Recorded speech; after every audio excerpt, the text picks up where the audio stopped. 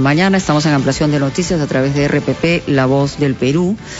Todos los días tenemos la orientación, la guía, la explicación paciente de nuestro doctor de cabecera, el doctor Elmer Huerta, sobre todo el tema de pandemia. Escuchemos qué dijo esta mañana. 80% de los infectados tienen enfermedad muy leve o asintomática. 15% cae en cama. Es de la gente que tiene fiebre alta, tiene malestar de cuerpo, cansancio intenso, tiene escalofríos, tiene fiebre alta, puede tener náuseas, vómitos, diarreas, puede tener todo un cuadro y cae en cama, enfermo. 80 más 15 son 95. Este 95% va a pasar su enfermedad en la casa. Por lo tanto, nuevamente, es muy importante una campaña nacional de educación al público para que sepa cómo manejar en su casa este 95% de casos de COVID-19.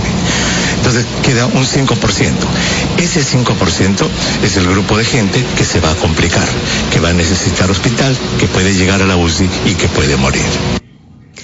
Bueno, claro en eso, en los porcentajes, pero evidentemente la situación de nuestro país está en una circunstancia muy complicada. Muchos señalan que mucho más que en la primera ola.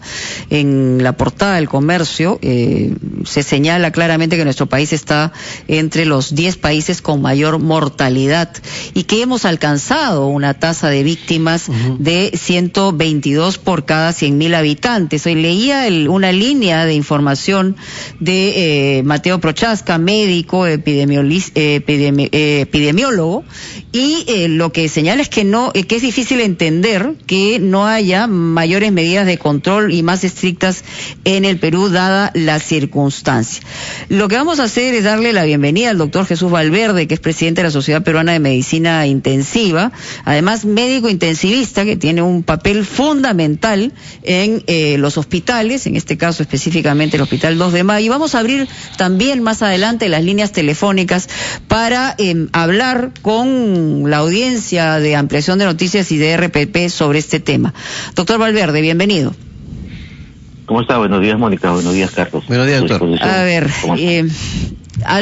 voy a tomar las palabras de Mateo Prochaska, decir que es muy difícil entender que no se tomen medidas más estrictas con la información que tenemos todos los días. Se habla una vez más de exceso de muertes, hay un promedio diario de decesos que ya supera los 100, el asunto es que no se está respondiendo de una manera adecuada, es lo que señalan todos, pero nadie entiende específicamente qué es lo que deberíamos hacer mejor frente a esta situación.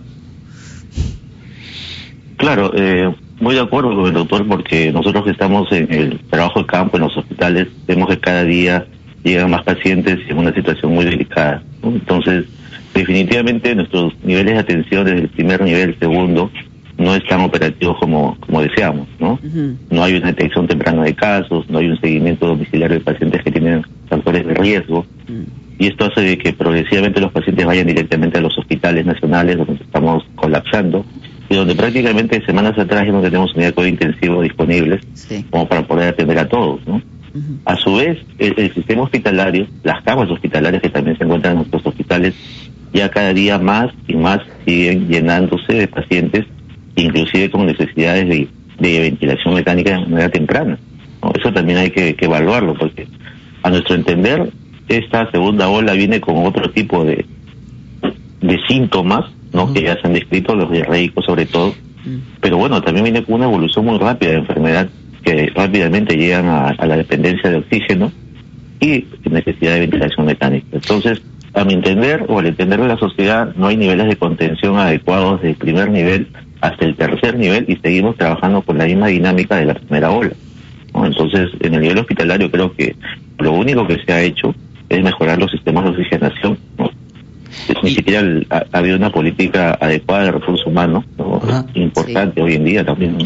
Doctor Valverde, pero a ver, para que orientemos a la gente, ¿en qué momento, si es que una persona se contagia de la enfermedad, tiene la duda, tiene los síntomas, en qué momento debe acudir a un hospital? Hay gente que va cuando no debe hacerlo, y hay gente que llega tarde, ¿no?, a un hospital y ya la enfermedad está muy avanzada. Claro. Precisamente había escuchado lo que el doctor Huerta había mencionado en la mañana. necesariamente todos los pacientes que ingresan a un hospital son pacientes que requieren oxígeno. No hay otra indicación, ¿no? Entonces, ¿cómo determinar que un paciente va a requerir oxígeno? Necesariamente se tiene que hacer un diagnóstico precoz. Y esto va de la mano mucho con el pulso oxímetro que se ha estado divulgando y que nos parece un instrumento muy importante hoy en día para poder diagnosticar de manera temprana e indicar pronóstico de esta enfermedad. Hay dos signos de alarma importantes. Primero, la desaturación, que llamamos que los niveles de oxígeno estén por debajo del 94%, y la temperatura, la fiebre persistente, ¿no? Esos son marcadores de severidad importantes desde el punto de vista clínico y que podrían progresar de una forma severa. A partir de ahí, se tiene que hacer un seguimiento de este paciente, ya sea a nivel domiciliario, con el pulsoxímetro y con el termómetro, y cuando necesite oxígeno, necesariamente pasarlo a un nivel hospitalario de segundo nivel, y de ahí hacerle el seguimiento y progresivamente, necesita ventilación mecánica, pasarlo a un tercer nivel de atención, que son los hospitales nacionales. Doctor Valverde, en cuanto al oxígeno, ayer presentaba un reportaje en este sentido. Todos sabemos que prácticamente no hay camas en cuidados intensivos, la admisión al hospital es sumamente complicada, entonces mucha gente está optando por ir a comprar el oxígeno y ponerlo en casa. Y se decía ahí que eso tampoco es lo recomendable, porque las dosis de oxígeno tienen que ser, digamos, orientadas por un médico. Entonces no se puede hacer simple y llanamente por esta necesidad de tratar de paliar y ver que no se agrave la enfermedad. Podría ser lo contrario, ¿no? Claro, particularmente no estamos de acuerdo de que el oxígeno se pueda administrar de manera domiciliaria sin un control médico, ¿no?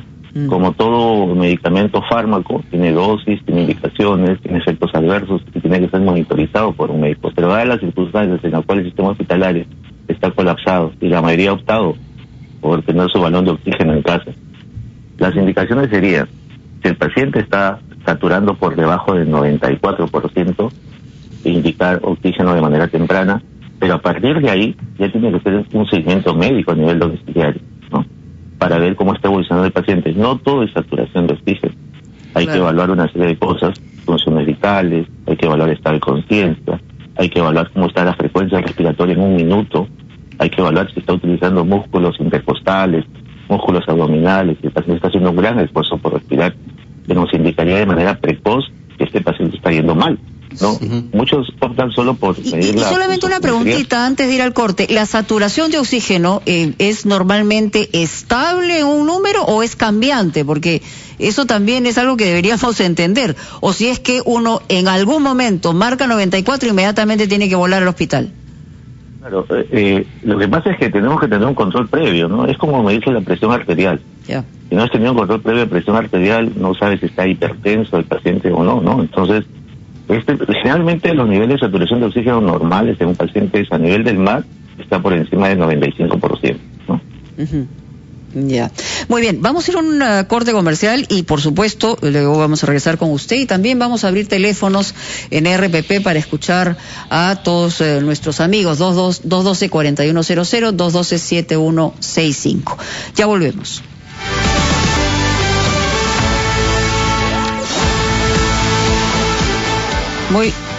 Muy bien, estamos también con el doctor Jesús Valverde en línea para las consultas del caso y las respuestas del caso. Vamos a reiterar los números telefónicos para precisiones, preguntas, orientación. Es un buen momento para hacerlo porque, como bien ha dicho el doctor Huerta, hay más del 80% de las personas que están contagiadas de COVID que pueden hacer síntomas leves. Cómo enfrentar esa situación en casa y en qué momento debemos saber si debemos ir rápidamente al hospital o tener otro tipo de asistencia médica. 212-4100, 212-7165. Vamos con la primera llamada, ¿sí? Hola. ¿Aló? Sí, ¿qué tal? ¿Con quién hablo y de dónde nos llama? Buenas tardes, soy Manuel Fajardo. Es la segunda vez que me comunico con usted. Muchas gracias por la entrevista. Quisiera hacerle una pregunta al doctor, el especialista. Sí, cómo no. Si yo tuviera 99% siempre de saturación, ¿es posible que me dé el COVID por algún motivo externo? Porque yo y muchos amigos andamos con el oxímetro al lado. ¿Ya? Y otra parte, ¿por qué en los supermercados, en Jockey Plaza o en grandes centros comerciales, no ponen a las personas que ingresan un oxímetro de acuerdo con la edad? Que se le pase a usted, veamos su saturación, para saber si esas personas están con indicios de una neumonía o lo que te le parezca. Eso es todo. Muchas gracias, señor. Gracias, Manuel. Muy amable. A ver, doctor Valverde. Bueno, qué suerte tener 99% de saturación permanentemente, sí. ¿No?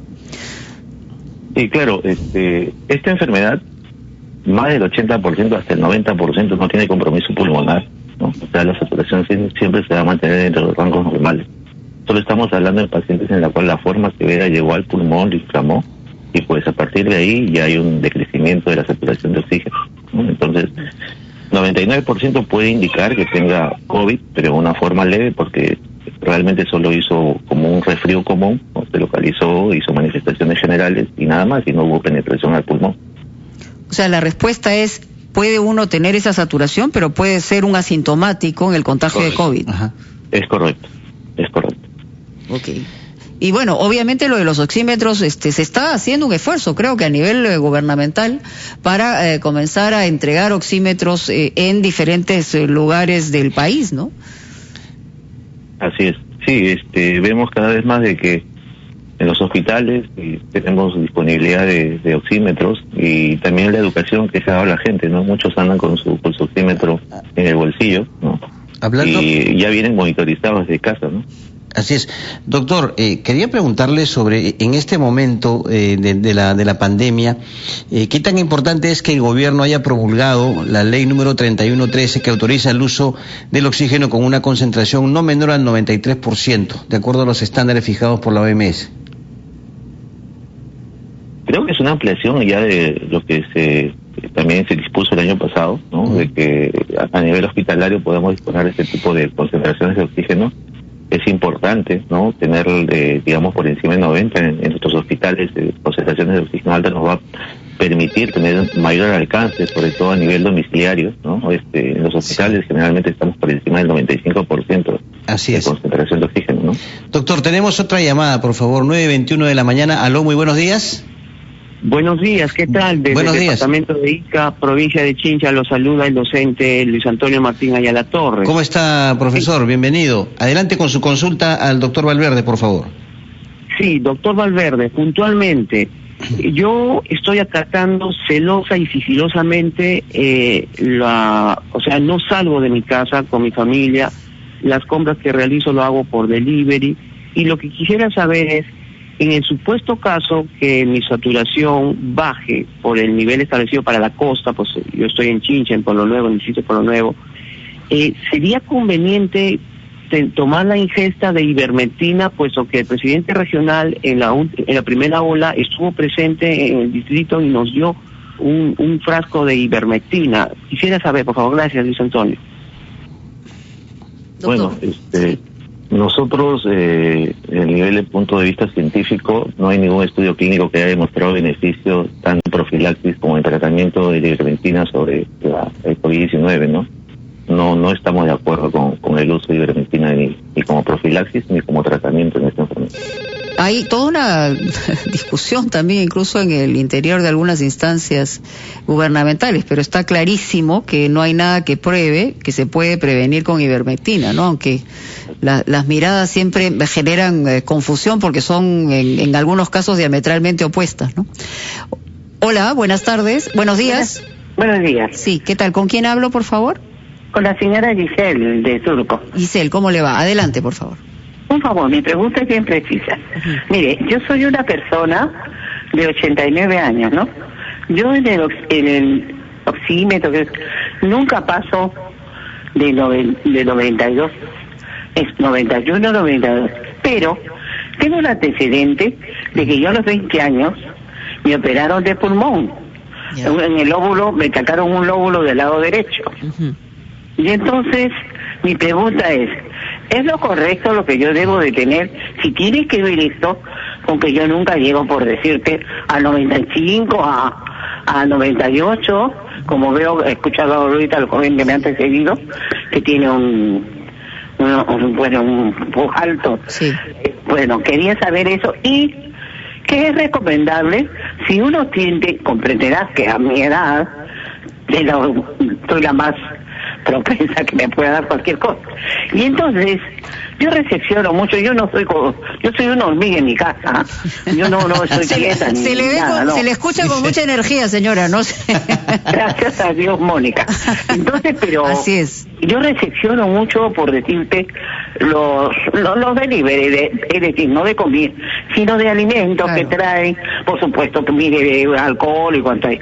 Pero gracias a Dios, bueno, me mantengo, somos 3 personas, mi hija, mi nieta, y entonces quisiera que el doctor me diga los cuidados que debo más de tener. Correcto. Yo sobre todo, bueno, la más me parece.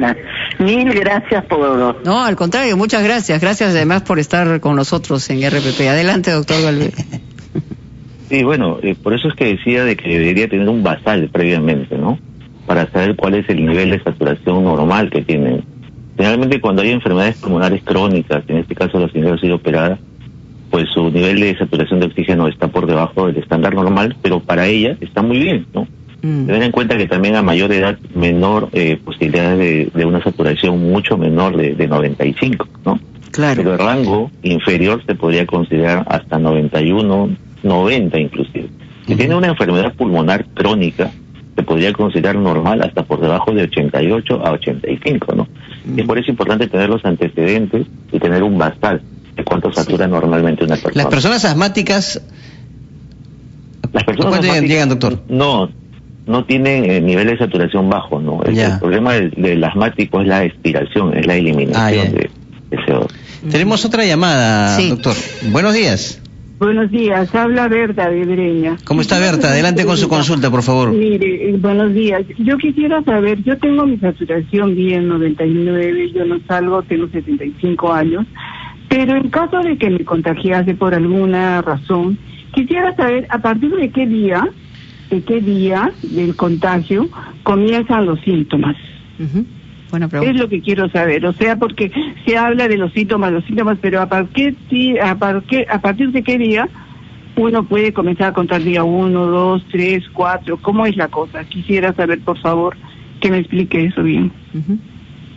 Claro, hay un periodo prodrómico, o sea, en el cual no hay manifestaciones de enfermedad que pueden durar hasta 72 horas. O sea, yo hoy día adquiero el virus y lo tienen 48, 72 horas voy a tener los síntomas.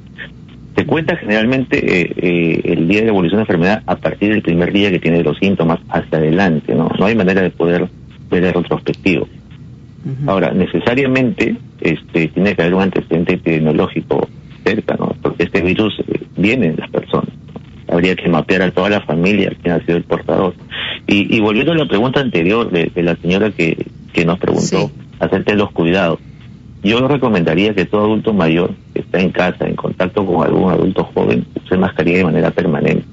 Hoy en día el adulto joven es un portador bastante asintomático y es el que está llevando la enfermedad a los domicilios, ¿no? Estamos viendo familias completas en las unidades de cuidado intensivo y el antecedente es que el adulto joven salió a alguna reunión o al trabajo y contagió a todos. Y otra característica del momento también, doctor Valverde, es que si bien es cierto, hay que cuidar a nuestros adultos mayores, hay que tener mayores cuidados en el grupo de riesgo, hoy están entrando a niveles de hospitalización graves y muy graves gente más joven, ¿no?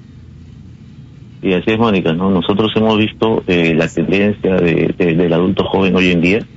Quizás en la primera ola era un 80% a favor del adulto mayor, y hoy en día está casi a la par, está en 50-50 la cantidad de casos, ¿no? Encontramos pacientes 30, 40 años, sobre todo, estamos encontrando bastante. Sí, aló, muy buenos días. ¿Aló? Sí, hola, ¿con quién hablamos? Mi nombre es María Gracia Nonato, estoy llamando de Surco. Adelante, por favor.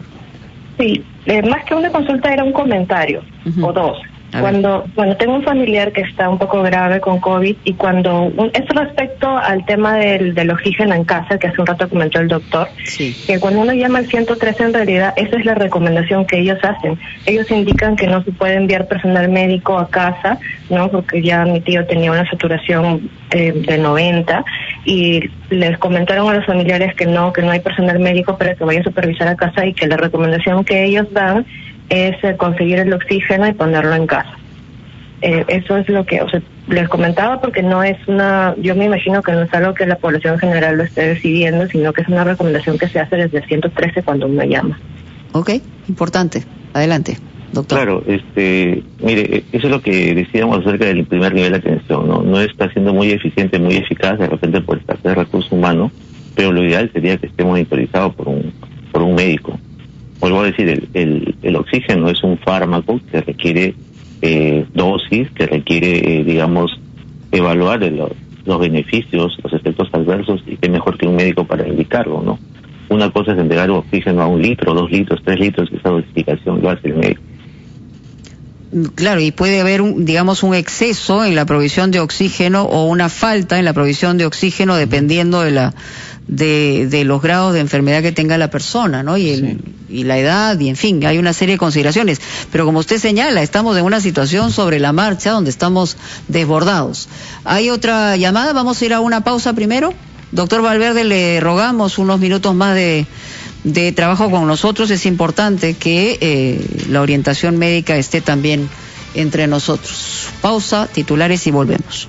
Muy bien, además de los teléfonos que hemos mencionado, aquí en RPP La Voz del Perú, 212-4100, 212-7165. Si nos quieren llamar desde cualquier punto de nuestro país, por supuesto, estamos atentos en el 0800-13-14-0, número gratuito, para que pueda contactarse con nosotros y recibir la orientación de nuestro invitado, el doctor Jesús Valverde, sobre el tema específico, qué hacer frente a la enfermedad. Por un lado, vemos la precariedad, las deficiencias que hay en el mismo sistema, pero por otro lado, tenemos que además tomar conciencia de qué manera podemos nosotros enfrentar mejor esta pandemia como ciudadanos dentro de la familia y en la realidad que nos toca.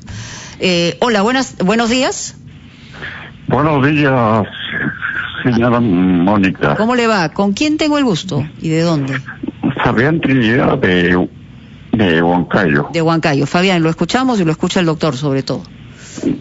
Doctor, yo tengo bradicardia, es decir, un pulso lento, y luego también sufro de sinusitis crónica y tengo 67 años. ¿Cómo será mi caso? Yo estoy propenso, porque eso un poco que me preocupa. Gracias, muy amable. Gracias. A ver. Claro, hay que ver las comorbilidades. Es una persona adulto mayor, tiene riesgo de llevar a una forma severa de la enfermedad. Los antecedentes son importantes. Generalmente las enfermedades respiratorias tienen algo de comorbilidad también para preservar esta forma severa de COVID. La bradicardia generalmente es muy frecuente en el paciente o en el poblador de altura. No hay que asustarse. Okay. Hay que evaluar siempre de todas maneras con cómo va la frecuencia, tanto en una actividad de esfuerzo, ¿no? Para ver hasta cuánto llega la frecuencia y cuánto es el basal cuando uno está descansando, ¿no? Sí. Una pregunta específica sobre regiones. Usted decía que en la costa, por ejemplo, el nivel de saturación de oxígeno a partir de 95 hacia arriba, estaba dentro de la frecuencia normal, y en el caso de la sierra y la selva, ¿cómo varía esto? Generalmente varía por encima de los 1.500 metros sobre el nivel del mar, ¿no? De ahí se considera que los valores normales podrían ser hasta 95, ¿no? A nivel del mar es hasta 100%, ¿no? Lo que pasa es que a nivel de mayor altura hay menor presión de oxígeno, hay menor concentración de oxígeno en el aire, por eso es que la saturación desciende, pero es algo bastante fisiológico, ¿no? Es una compensación. Bien, tenemos otra llamada, doctor, 9:37 de la mañana. Hola, buenos días. Buenos días, Enrique Ross de San Juan del Lurigancho. Adelante, Enrique, con su pregunta al doctor Valverde, por favor. El doctor Valverde, mire, tanta información que nos dan, en verdad. Yo particularmente tengo 60 años y ya me siento muy nervioso, emocionalmente estoy muy decaído. No sé, porque me confundo con tantas cosas que me dicen, escucho la información por los canales, por este medio y también por leer los periódicos. en verdad, ¿cuál es el síntoma? Así, rapidísimo, un síntoma como para saber si yo tengo el COVID o no tengo el COVID, porque, verdad, nosotros somos pobres acá en San Juan del Lurigancho, no tenemos ni siquiera para comprar un aparato eso como para medirnos la saturación, etcétera, etcétera. ¿Qué podemos hacer? Porque todos nosotros, el nivel de ingreso económico, yo no llego ni a 600 soles, 700 soles mensuales.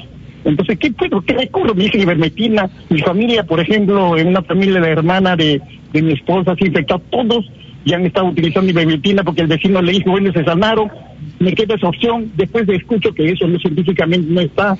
¿Qué hago? Tomo agua, tomo algo casero, no sé, que me están diciendo hoy, pues ya verdad que me siento emocionalmente, me siento muy mal, señor. Y todos mis vecinos psicológicamente estamos bien, pero bien caídos. Así, lágrimas nos faltan. Gracias, doctor, por su respuesta. Muchas gracias. Bueno, lo que siente, creo, doctor, el amigo que nos ha llamado es lo que siente mucha gente, ¿no? A veces ya tensión, hasta desesperación por lo que está pasando.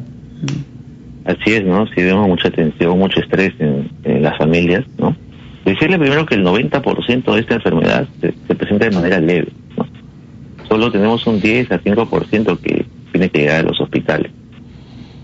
Los síntomas iniciales de una forma leve son como un resfriado común. Va a haber rinorrea, malestar general, poco de cefalea, pero esto tiene que ser entre 3 a 5 días.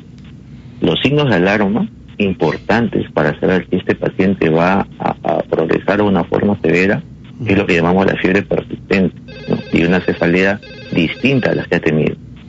Luego ya viene lo del cansancio, al hacer la actividad, digamos, física normal, se va a agotar de manera temprana, se va a cansar, se va a sentir muy fatigado, ¿no? Son síntomas importantes que hay que tener en cuenta. Sí.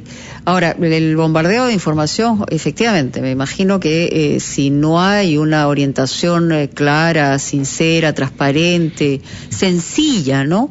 La gente comienza a sentir también una saturación en la información y sobre todo en la confusión que pueda generar ideas contrapuestas. Pero hay una cosa bien simple que hay que aprender a respirar. Cuando uno tiene una situación de tanta saturación y de estrés, que además no estamos eximidos, y quisiera hacer ese comentario nada más, ninguno de nosotros, aunque sepamos o no sepamos, lo que hay que hacer es comenzar a respirar tranquilamente cuando uno empieza a sentir esa angustia, relajarse, una angustia de esa naturaleza, ¿no? Hola, buenos días. Aló, buenos días. Sí, buenos días. ¿Con quién hablo? Con Rubén Darío. Rubén Darío, caramba. Sí, poeta. Hombre poeta.